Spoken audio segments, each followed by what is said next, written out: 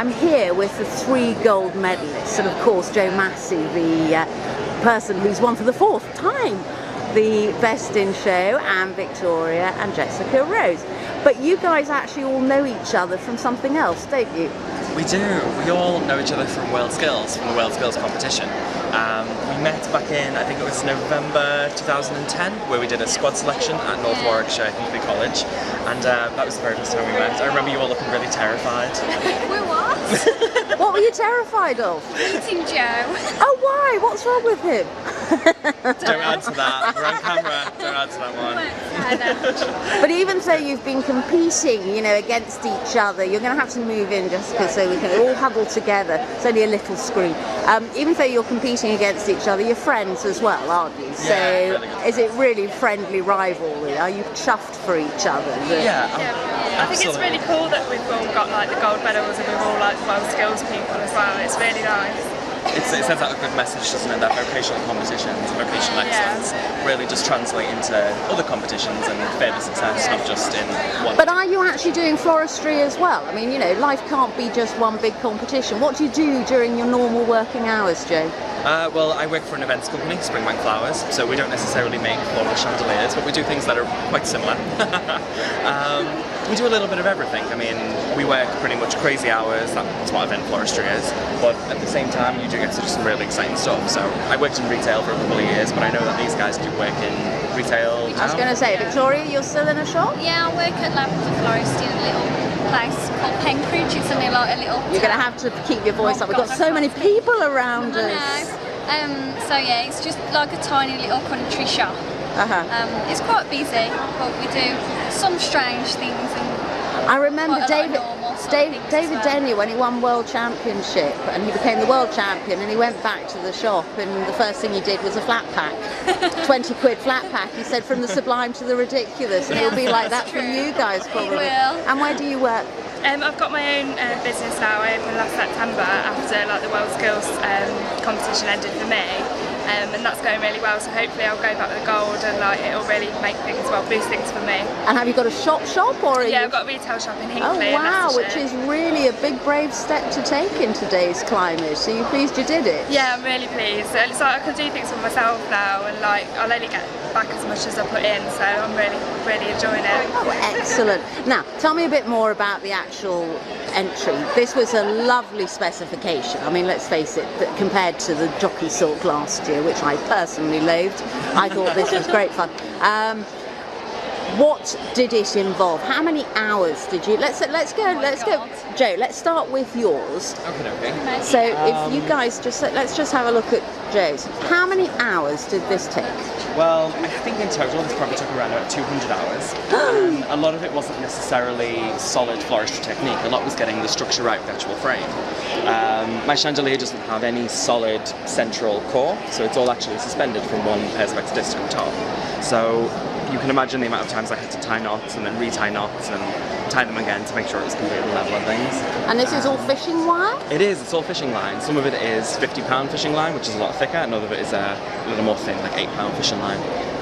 Always just to get Did you watch density. Robson's Fair Water Fishing or whatever that thing is? Oh, I learned so much about fishing from that.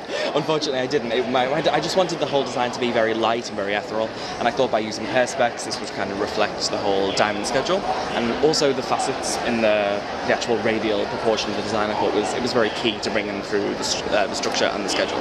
Okay, now I have to ask, where is your candle? Because I know that there was a very, very tiny percentage point in all this, and it rested on where your candle was. It did. I was only 0.1 points ahead of Vic, which means I've taught her way too well. The candle is just tucked inside here, just right in the centre. Because they couldn't find us, I'm told. No, they couldn't. Apparently, it was we were pretty much level, and then they found the one tea light just inside. And I think that's very important because it makes the design functional. So it's not necessarily just a hanging decoration. I'm not sure you get a lot of lights out. Oh, you never know, Carrie. You never know. With the right surroundings, it might just illuminate an entire room. But it is absolutely beautiful. Now let's go to the lady that you beat by just 0.1%. Where's Victoria's piece? Here's Victoria's piece. This is yours. Talk us through yours. Now yours is much more flowered than a lot of them. It is. That was quite one of my big sort of aims, to put tons of flower on it. mainly because of doing world skills. They sort of tell you that you have to have quite a lot of flour on, or use the flour in a different way, so that you build sort of a framework or something about it. But I sort of made the frame out of perspex and slotted them all together with little pegs. They're all several discs that go up it. Then I sat like some sort of little umpa-lumpa or something, wrapping all round cardboard with a wire around it, and each one took about 3 or 4 hours to get neat. So you were how many hours did you spend on this? I don't know. Loads. Too many. I mean, 200 hours, Joe reckons. I have no idea. I'm not very good at maths. I mean, it's a heck of a commitment you guys put into this, and you're not paid to do it. So but it is absolutely beautiful.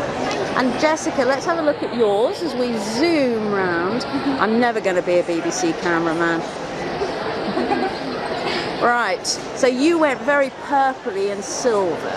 Yeah. Was that for the royal sort of theme? I took my inspiration from the coronation crown, really, with the purple on that, and just like the royal jewellery. And then I just thought the greys and the purples would go nice together. I've used like the silvers, and I like the glass test tubes that I got. Chai sponsored me for those. And I just really like them because they add like a shine to it, and obviously they're holding like the things like the clematis and the passion flower. Because this detail, dear viewers, let me show you the back. I mean, that is just exquisite. Every single piece finished off. I mean, it is the Joe Massey school of training that every detail is. I tend to always like score quite high on my technique anyway, but I like everything to be finished, and it's the little things that the judges pick up on. It is absolutely beautiful. And how many hours did you do? I don't you know. Lost track. Yeah, so many. It took me a lot of time to get the frame done, and like covering the chicken wire on it in the wool took a lot of time. Okay. So guys, will you do this again? Huddle together, get into this little screen. Indeed.